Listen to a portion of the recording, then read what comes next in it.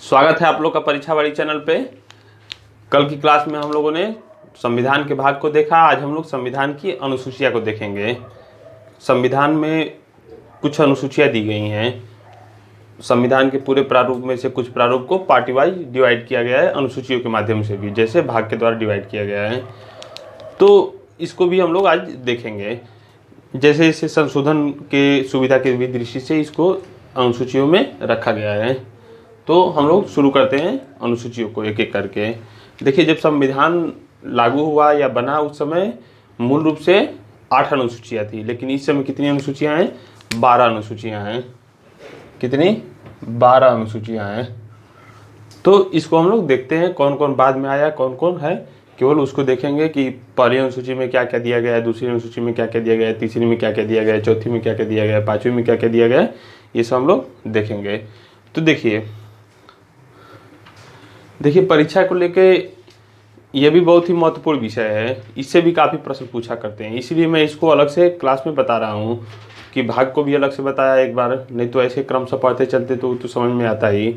लेकिन अलग से बताने का तात्पर्य यही है कि सीधे जैसे भाग पूछता है वैसे अनुसूची भी पूछता है कि 5वीं अनुसूची में क्या है, 6वीं अनुसूची में क्या है, 7वीं में क्या है, ऐसे उठा उठा के पूछा करता है। तो मोटे तौर पे हम बता रहे हैं आप लोग को। देखिए, प्रथम अनुसूची में राज्यों के नाम दिया गया है या उनके जो न्यायिक क्षेत्र है उसके बारे में बताया गया है। एक तरह से आप समझ सकते हैं, आसान भाषा में समझते चलिएगा, याद करने की सुविधा की दृष्टि से, राज्यों के बारे में, यानी यस स्टेट। ये एक ट्रिक के रूप में भी काम देगा आप लोग को समझने में। तो वैसे तो मैं ट्रिक पे विश्वास करता नहीं हूँ, लेकिन यहाँ पे आप लोग एक तरह से देख ही लीजिएगा उस ट्रिक को, क्योंकि काफ़ी उपयोगी रहता है। फिर उसमें संघ के क्षेत्रों का नाम और उसकी सीमाएं दिया गया है, यानी जो भी स्टेट है उसको अनुसूची 1 में रखा गया है। ये हो गया। अनुसूची 2 में क्या है? अनुसूची 2 में है परिलब्धियां, पर भत्ते, विशेषाधिकार एवं इससे संबंधित प्रावधान, यानी पेंशन वगैरह सभी चीज इसमें शामिल है। तो इसको एक तरह से पेंशन के रूप में रखेंगे, पी पेंशन। इसमें किसके किसके बारे में दिया गया है? इसमें राष्ट्रपति के बारे में दिया गया है, उपराष्ट्रपति के बारे में दिया गया है। उपराष्ट्रपति नहीं कह सकते, राज्यसभा के सभापति के रूप में इनको इसके अंतर्गत शामिल किया गया है।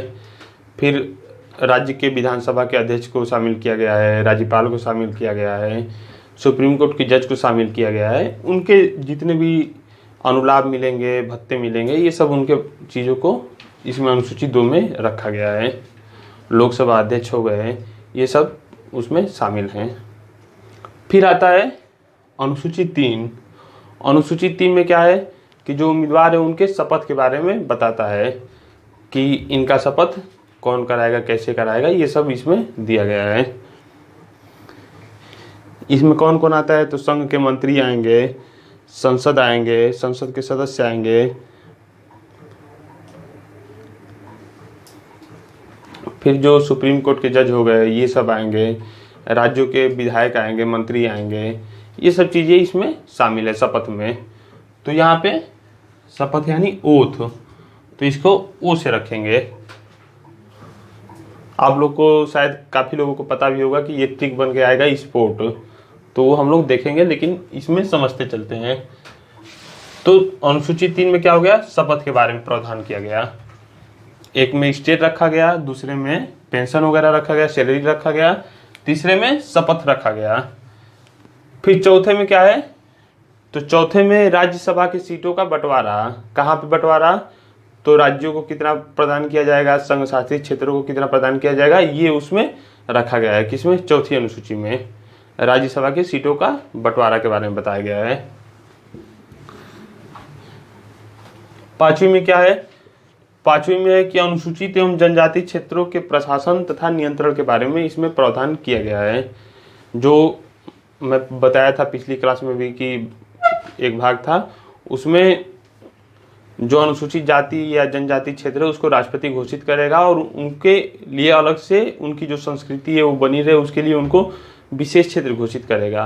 और उनको किस प्रकार से नियंत्रण करना है या उनको किस प्रकार से प्रशासित करना है वो इसमें प्रावधानित किया गया है।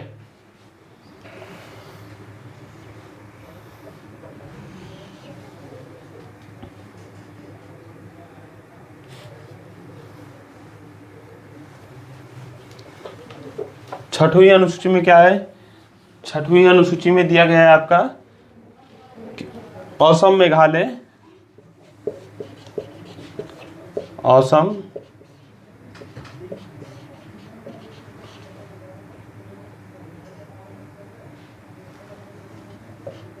त्रिपुरा और मिजोरम, ये चारों पूर्वोत्तर के राज्य हैं। इनमें जनजाति क्षेत्रों जो भी हैं इनके उनके लिए विशेष नियंत्रण एवं प्रशासन के लिए उपबंध किया गया है। कौन सी अनुसूची में? तो छठवीं अनुसूची में। 4 राज्य हैं, पूर्वोत्तर के राज्य हैं, 7 वन जो 7 सिस्टर कहा जाता है स्टेटों को, उन्हीं स्टेटों में से 4 स्टेट हैं, असम, मेघालय, त्रिपुरा, मिजोरम। तो उनके बारे में ये अनुसूची प्रावधानित करता है। देखिए अनुसूचियों का उपयोग बस इतना ही है कि परीक्षा में सीधे तौर पे पूछेगा कि ये अनुसूची कितने में दिया गया है, किस अनुसूची में क्या दिया गया है, या वो चीज़ किस अनुसूची में दिया गया है। जैसे पूछेगा कि अनुसूची 4 में क्या दिया गया है, तो राज्यसभा की सीटों का बंटवारा दिया गया है। किसके लिए? तो संघ एवं राज्य क्षेत्रों के लिए। या पूछेगा कि राज्यसभा की सीटों का बंटवारा किस अनुसूची में दिया गया है, तो अनुसूची 4 में दिया गया है। इसी प्रकार से हमको परीक्षा में पूछेगा और हल करेंगे उस प्रश्न को। फिर अनुसूची 7 में क्या दिया गया है? 100 से 7 स से सूचियाँ। सूचियाँ क्या होती है? तो मैं आप लोगों को संवैधानिक सुधार भी बता रहा था, उसमें भी बताया था आपको कि सूचियाँ भारतीय संविधान द्वारा अलग अलग से बंटवारा कर दिया गया है कि क्या अधिकार केंद्र को रहेगा, क्या अधिकार राज्य को रहेगा। तो जो अधिकार केंद्र को रहेगा उसको एक अलग अलग पार्ट वाइज डिवाइड कर दिया गया है, तो उनको अलग अलग सूची बना के रखा गया है। जैसे केंद्र सरकार को 97 सूचियाँ प्रदान की गई हैं, लेकिन वर्तमान में वो बढ़ के 100 हो गई हैं। राज्य सरकार को 66 थी, फिर 61 हो गई हैं वो वर्तमान में। फिर एक समवर्ती सूची होती है जिसमें दोनों मिलकर कानून बनाते हैं। तो ये सब चीज़ हम लोग पढ़ेंगे जब आर्टिकल 246 को पढ़ेंगे तो ये सूचियाँ के बारे में इसमें प्रावधानित किया गया है। फिर 8 में क्या प्रावधानित किया गया है? भाषा के बारे में। जो संविधान के द्वारा मान्यता प्राप्त भाषा है उसके बारे में अनुसूची 8 प्रावधानित करता है। इतना ही मूल रूप से जब संविधान लागू हुआ तो इतनी ही अनुसूचियाँ थी 8। फिर 4 अनुसूचियों को बढ़ाया गया है, इसको भी हम लोग देख लेते हैं।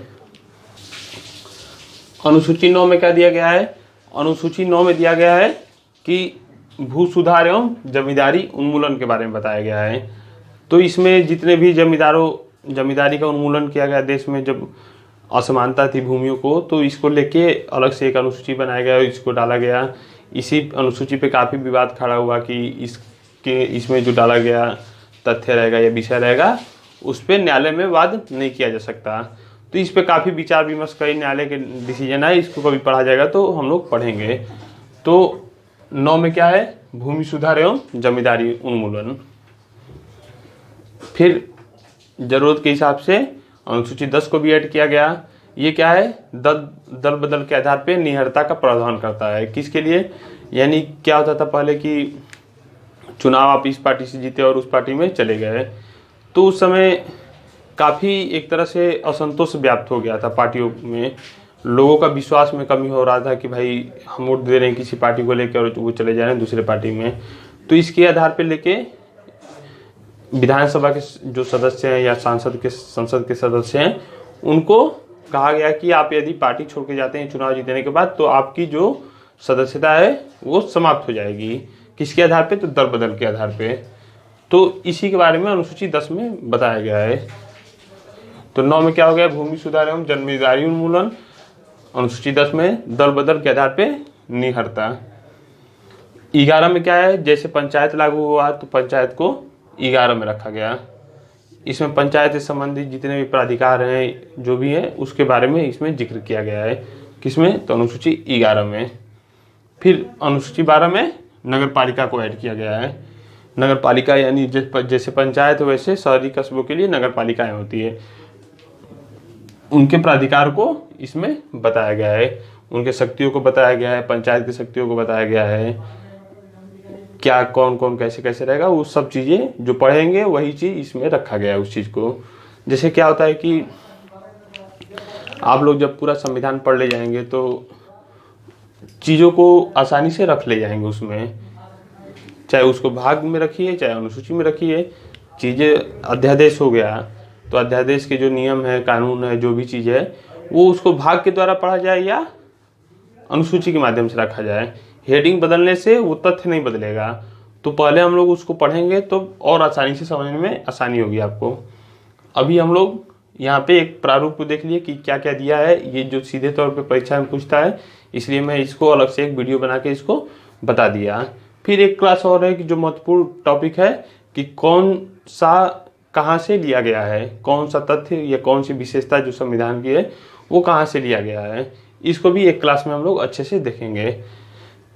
1947 के अधिनियम में मैं आपको बताया था कि ब्रिटेन की गवर्नमेंट ने कह दिया था कि जो संविधान सभा है वो किसी देश की अच्छी चीज़ों को अपना सकती है। जरूरी नहीं है कि ब्रिटेन के हिसाब से ही अपना वो व्यवस्था बनाए कि किस प्रकार से हमारी शासन प्रणाली चलेगी, हमारा किस प्रकार का संविधान होगा। तो उस जो संविधान के जो जैसे राष्ट्रपति का पद है तो कहाँ से लिया गया है, तो वो चीज़ें हम लोग पढ़ेंगे कि ये पद कहाँ से लिया गया है, मौलिक अधिकार कहाँ से लिया गया है, न्यायपालिका कहाँ से लिया गया है, तो वो सब चीज़ों को हम लोग देखेंगे एक क्लास में। आज इतना ही रहेगा, वीडियो छोटी है आपकी, लेकिन हमको इसको अलग से रखना ही उचित समझा मैंने, तो इसलिए आज के लिए इतना ही। धन्यवाद।